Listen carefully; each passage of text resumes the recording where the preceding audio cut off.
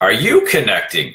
We just had this big winter storm come through Grayson. It just blew right through this land of ours, and a lot of people were huddling around themselves, holding themselves tight, protecting themselves against the wind and snow and wind blown rain. Boston is just a mess, it looks like, from this morning's pictures, with cars traveling through flooded streets and there's snow all around. So it looks like a big mess there in Boston. Florida got some snow too for the first time in many years, and places that were just expecting always to have sunshine got snow. Wow. What did you do? If you were in one of those states where it was blowing cold and just felt like it was the coldest part of winter, and you just wanted to shy away from it and hide, try to keep warm, what were you doing? Did you connect with someone, or did you stay hidden from the sun, from the rain, from the snow, from the wind, from everything? Stay in front of a fire, perhaps. What did you do? Did you reach out to others? I was at Walmart the other day, and it was the slowest line ever. And I thought, I kept looking up the sign, it said speedy checkout, speedy checkout. You know? And it's like, they only have like 6 items. Why is it taking 5 minutes per customer? Well, you get up there, and the register person was really having a nice time just chatting. She was slow in her actions, yes. But she left you with a pleasant experience. She felt that it was her job to wish you a little happiness in your life and joke around a little bit with you. She asked me how I was doing. I said, great. And she said, just great? I said, yes, just great today, but awesome tomorrow. We chatted for a few seconds while she was processing my order and got on, and she took on the next one, and it was no different. She was just chatting with everybody. She was having a good time at work. And it pointed to me a thought that people, if they're effective, have this trait. They connect. They realize that their whole body is meant to connect with people.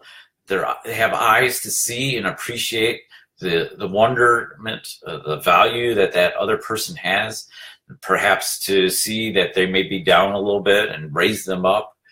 They're willing to shine through their eyes with happiness and let that flow through and warm the other person. Perhaps just care for the other person. They have ears, so they're also hearing, and they're using the ability to hear, to connect with people, to listen in and respond, just like that comment.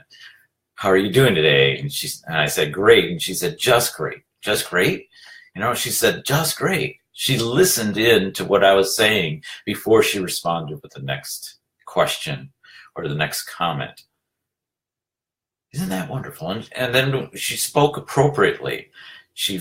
When she spoke, it really felt like she was valuing me for being there, for waiting in line, even though I only had a few things and could have gone to the speedy self-checkout. I was in her line, and she appreciated me being there. It was a good experience. What do you do? What do you say to others? How do you go into the workplace? Are you there to use your senses and the ability of your talents, of your eyes and your ears and your mouth, and perhaps an arm to calm somebody or to embrace them? Maybe it's a warm greeting. Maybe you need to run with them in the morning, to go and jog with them and run alongside to help them achieve their goals. And in the meantime, have good fellowship. We should be spending time using what we have to connect with others. We're meant to connect with others. Tribes are important. People gather together for a common purpose. How are you doing that? How are you working today in that environment? How are you taking a moment to connect, to spend time to listen and respond effectively? I know in one of my roles, I'm a mentor for other business professionals. and helping them at the top of their game, top of their organization, top of their life, to think beyond, to work forward into that next step. And sometimes we can do it in video, and that helps to see their expression. Sometimes they have to listen through the phone and then help them guide to that next point, because they may not have that question or that answer just right in their mind of what their next step is. And we have to explore it a little bit more. But it's a time to take a moment and listen in to how they're feeling, what's going on in their world, to find out if they're overwhelmed. And now they're trying to put this plan together for this bigger collaboration, for this opportunity for bringing the whole team together. And they're just not sure what's not working right. They are in a position to influence, and sometimes that influence doesn't relay out. Sometimes it's because everybody's in their own silo. They're hiding from the wind. They're hiding from that cold blast. They're sitting in there in that silo, and they're not talking to the other person, and yet they're 10 feet apart from each other. It's one thing when you're separated by distance, by geography, and you need to go and be able to just video, and you're really not in that same office, right? You see, I don't know if you've been in that situation where you tried to talk, maybe you have, talking to your family from afar over the phone, and it just feels like that distance. You don't feel the same as if you're in the same office. But here are people, and I've seen this in many companies, people sitting right next to each other, and they won't really converse. They don't take the time to connect. They may do something by email. I had a couple associates on my team, couple employees on my team who were right next to each other, and they would not send an email. They felt uncomfortable to connect in the public space. They needed to send an email or send a text or whatever, or waited till that person was out of the office, or they were both out of the office, and then they would call each other and talk. It's like, why are we so afraid to connect? So maybe that's our challenge for this new year, to keep a fresh mind, to open up, let that sun shine in. As I was talking about a couple days ago, this is the new year. You feel that new sun coming in, that new day.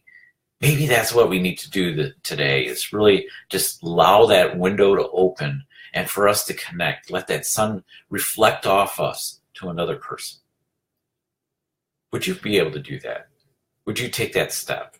Hi, Lisa. Hi, Mark. Glad you could join us. I'm so glad that you could take this moment to think about this opportunity. How do we connect? What are the things that are we doing? Are we using our eyes? Are we using our ears?